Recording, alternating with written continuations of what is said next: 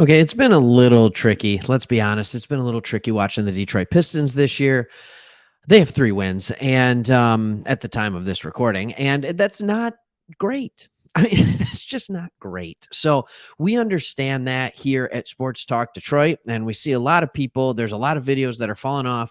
The interest in the Pistons is at an all-time low. So, in this video, I want to talk to you about how you can still enjoy watching the Pistons this year. I think a lot of people, and it's similar to the Lions, as you know, in this channel, we talk about the Lions a lot too. But a lot of people had high hopes. They thought there'd be more wins. They thought they would be more competitive early on. They're just not. They're just not right now. And the Lions started 1-6 and well as well. And they started off really slow that first 6-7 weeks of the season. And then they really started to kick up and start to get better. We've also seen injuries with the Pistons. And I think the Pistons this year could follow a very similar trajectory of the Lions. So I'm going to give you 3 reasons in this video of why you can still be excited watching the Detroit Pistons right now. And it starts with, and don't turn the video off, but it does start with my man Killian Hayes is a reason to watch. Right now, Cade Cunningham is out, which makes it hard to watch. Don't get me wrong. But since Cade has been out, and even a little bit before, when Killian has been getting consistent minutes lately, he has been putting up some decent numbers. Killian Hayes has averaged 11.8 points, 4.5 assists, and 3.7 rebounds in his last 6 games. This is averaging 29.7 minutes per game. Now, the numbers don't wow you. Here's what I want to show you, and what I want to see is just a little bit better than other times. Outside of that Clippers game, which was just awful and really hurting his stats, he's at 42.4% field goal percentage. That's not bad, y'all. And he's shooting 39% from 3. At this point, he's still a streaky 3-point shooter. 7 of the 9 threes came in 2 games. And that means a lot of misses came in 1 or 2 games as well. But he's starting to shoot the ball a little bit better. And here's why I'm at least somewhat encouraged by this. And I want to be encouraged by this. And I am, because he changed his shooting mechanics entirely in the offseason. It looked weird, and I'm just now starting to get used to it. But he completely changed his shooting mechanics. And usually when someone changes their shooting mechanics, it doesn't go well, especially year one. Killian Hayes is shooting the ball better this year than he has yet in his career. Let me explain the difference in his shot. There are still bad misses. There's still the air ball things and stuff like that. But one of the things you can see when you look at a shooter is the shot on target. And what I mean by that is he missing short and long, or is he missing left and right? And if you are missing short and long, but you're consistently hitting center of the rim, that's a good thing. If you are missing short and long and left and right, very bad thing. That means you have a shooting mechanic issue. So with this new shooting mechanic, he has absolutely been, honestly, completely better with it. So that is the first one, is Killian Hayes, and can he continue to shoot the ball well? The next reason to watch, and I promise this isn't 3 players, but the second one is a player, is this man right here, Jalen Duren. Okay.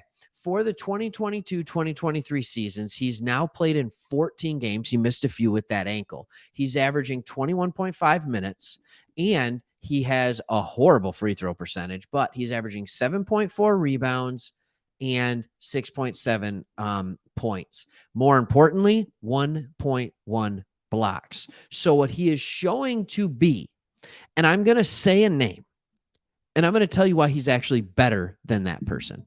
But Jalen Duren has shown that he can be an elite offensive rebounder, averaging 2.9 offensive rebounds a game.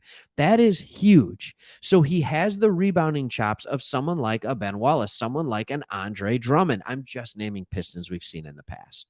Okay. Honestly, it reminds me more of Dwight Howard, but I know a lot of people will resonate with that. A young Dwight Howard is more of what Jalen Duren reminds me of. It's like, wow, I don't think he's that athletic. He's just big. And then he jumps and you're like, oh my goodness, can he jump out of the gym?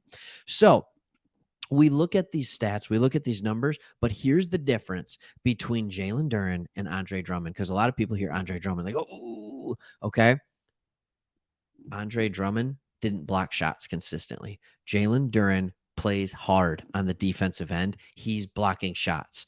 Andre Drummond was a one-trick pony. He rebounded the ball, and he rebounded it very, very well. And he was a lob threat too. Don't get me wrong. All right. Jalen Duren is a lob threat. Jalen Duren rebounds the ball. Jalen Duren gets blocks like it's his job. And he can even get a steal now and then, but not so much. So I think the future is very, very bright for Jalen Duren. All right. Now, I said that I would have three. I might even give a bonus fourth in this one. But the third reason that we should be excited for the Detroit Pistons this year, and I know it stinks to say this already, but it is Wembanyama. I have to say it. I have to say it. When we look at the standings in the NBA, you see the Celtics on top at 13-3. This is just the Eastern Conference right now. And you have the Pistons on the bottom. Here's the thing that's encouraging to me. The Hornets are not going to stay 4-13. When Ball comes back from his second sprained ankle, they are going to start winning more ball games. They just flat out are going to start winning more ball games. All right. In the Western Conference, I believe that you have these teams, the Rockets. I mean, we're going to be battling for that number one pick with them again. Lakers aren't going to stay at 4-10. Hey, they've played us, so they got another win there, right? But you have what you have in the West is you have a lot of teams that are pretty good. You've got you have your teams that are proven winners. You have the Grizzlies, you have the Suns, you have the Mavericks, you have the Nuggets. Everybody else is like, oh yeah, they could do something. The Blazers, the Jazz are shocking the world right now. The Kings, the Pelicans, the Clippers, the T-Wolves. Obviously, Warriors are going to get considerably better. They're proven winners. Thunder, not sure how they're doing it. But here's what I'm telling you. The difference between the Eastern Conference and the Western Conference, and I was saying this even at the beginning of the year, the biggest difference is that the Eastern Conference is 10 or 11 teams deep. It's 11 teams deep. It 100% is. The Western Conference is full of mediocrity. So that means if there are bad teams in the West, which there are bad teams in the West, the Thunder, the Rockets, teams like this, that the Jazz were supposed to be terrible, but they're playing mediocre talent. So they're just getting more wins. They're just walking into some more wins because the teams they are playing are not as good.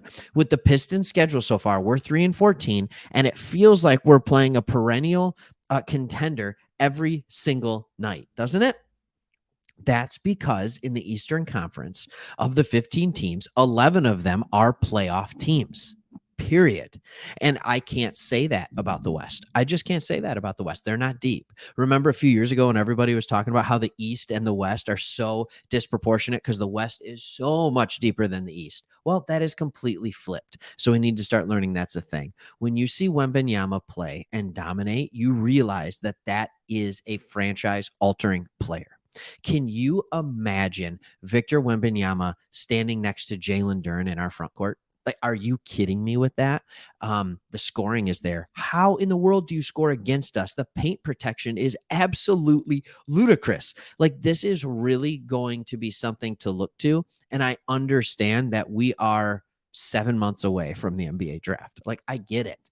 I know it's a long ways away, and we're not going to waste a lot of our time talking about it, but continue to watch the young players this year, and we'll continue to talk about the young players and the good things that we see. We're not necessarily hoping for a ton of victories. We always want to win. Don't get me wrong. Oh, it's so much better to win. But right now we're looking for development. Are the players learning? What does that look like?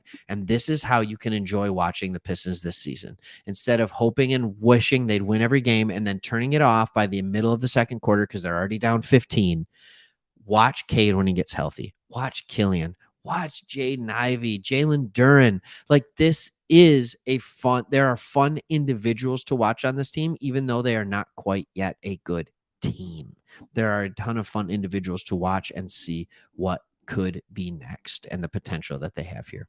All right. Hope you enjoyed it. Hope you enjoy watching the Pistons still. Find a way. Just watch them. By the way, fourth reason, they're the Pistons. We love them. We watch our team. We support our team, win or lose. All right. Sorry. That was the homer in me. All right, you guys. I'll see you on the next one. Peace.